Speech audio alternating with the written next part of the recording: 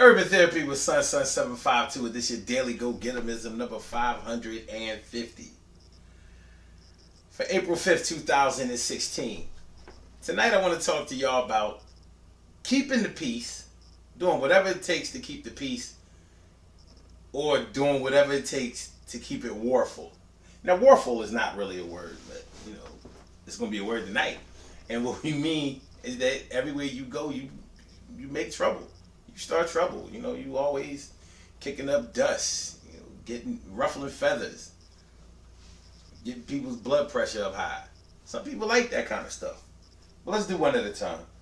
First of all, the people who like to keep the peace. The people who like to keep the peace often come under a lot of fire because they think that because the person doesn't really like confrontation, doesn't really like arguing, doesn't like a lot of dissension, doesn't like a lot of bad blood, people think that because they'll do anything to avoid those kinds of things that they're weak. So instead of getting into an argument or causing an argument or allowing one to come up, they will do things like give way. In other words, they will concede. Like, all right, it's whatever. You know what I'm saying? We'll do it your way. And I don't think that that's being weak, because it takes a strong person to look the other way, to not let somebody control their emotions for the negative. It's not an easy thing to do. People look for an opportunity to press your buttons all the time. And if you can live your life in such a way that you are able to avoid all of that, that's not weakness. You know what I mean? It actually takes a lot of strength to walk away. I mean, if somebody put their hands on you or something like that, of course, you might handle that. But just because you're not the type of person that likes to argue a lot or likes to get into a lot of verbal confrontations or doesn't like to walk away from a relationship or a meeting feeling like you're angry or confused or dissatisfied with something. It's not easy to do that. It takes strength to be able to do that. So they're not weak. And really, what's wrong with liking peace? What's wrong with wanting peace? There's nothing wrong with that. Of course, you have to make sure that you don't mistake peace or creating peace for actually being weak. You can't just give somebody their way all the time when their way is wrong, or if their way is negative, or if their way is going to get in your way. You don't want to put yourself in a position where you're really submissive to the point. Well, submissive to a fault, I'll say. And what I mean by that is you don't want to be put in a position where you're so accommodating to somebody else that you do it just to keep from from getting into an argument, and you allow them to control you that way. So they know all they have to do is come to you for whatever they want and they'll get it. That's not keeping the peace. You don't want to do that. Keeping the peace means that both of you walk away feeling better about each other than when the dispute came up. That means you feel better for giving way, if that's what you want to do, and they feel better because they got what they wanted. But it has to be somewhat equal. Not totally equal, because the two of you may not want the same things, but it has to be somewhat equal. You don't want to feel like it's not peace if you feel bad. That's not peace. So you want to watch out for that kind of stuff. Now, another flip side of that, people who go out looking for war all the time. You see them online all the time. They go from post to post, group to group, and all of that kind of stuff, making waves, making problems. You know what I mean? Cussing people out, dissing people, coming at people next. I don't think that's a good way to be. Healthy debate, count me in. Almost 100% of the time, you can count me in for that. But when it comes to just arguing, fussing, and fighting, and dissing, and name calling, and saying who's smart and who's stupid and who knows this and who don't know that, and taking it to other places. I'm not with all of that. I'm not with all of that online. I'm not with all of that in person, because I'm not really the type of person that's anti-violent.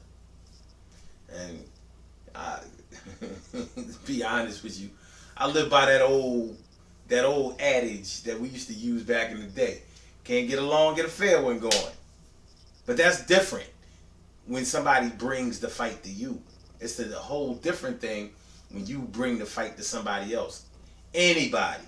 It's like walking around the schoolyard with your fist ball. Like, who wants some? Who wants some? It's not a good look. It's not a good look.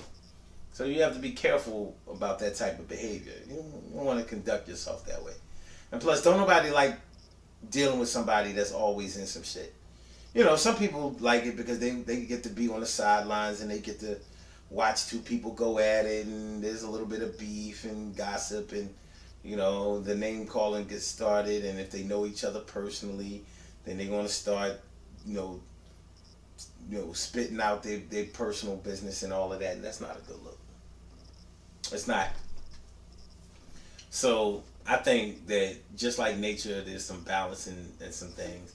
I think there should be a concerted effort to keep the peace, but at the same time, I think that there should be a really decent effort to make sure that somebody knows that they can't run all over you and treat you like shit and talk to you any kind of way and make you feel bad. See, that's the thing about somebody just treating you any kind of way. It would be different if somebody just mouth off at you and all of that, if it didn't affect this.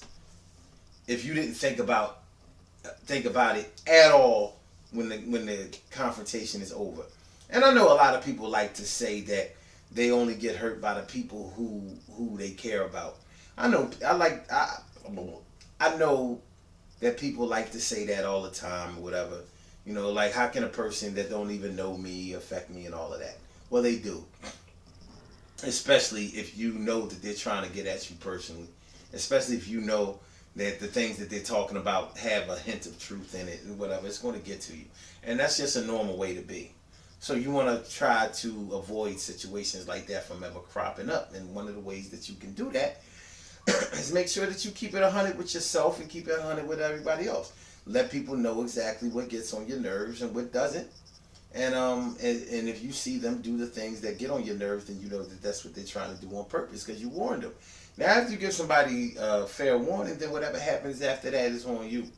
You're not making war with them. You tried to make peace with them. You did everything that you knew that you were required to do, and they decided to go left on you, and now it's going to be whatever it is.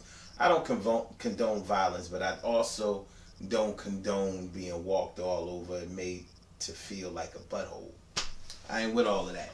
Good things happen to those who wait. Great things happen to those who grind. And anything can happen to those who go for theirs. So go hard, go for yours. And just remember, listen, man, whether you keep it peaceful or whether you keep it warful, make sure that you have some balance when it comes to that. You can't be all of one thing, because on the peaceful side, if people know that you'll do anything to make it peaceful, then they'll try to treat you like a doormat. And that's going to make you want to make war. And if you're the type of person that always wants to make war, then you won't find yourself in a lonely position, because ain't nobody going to want to be around you, too much, because you're antisocial. And people don't want to be around people who are antisocial.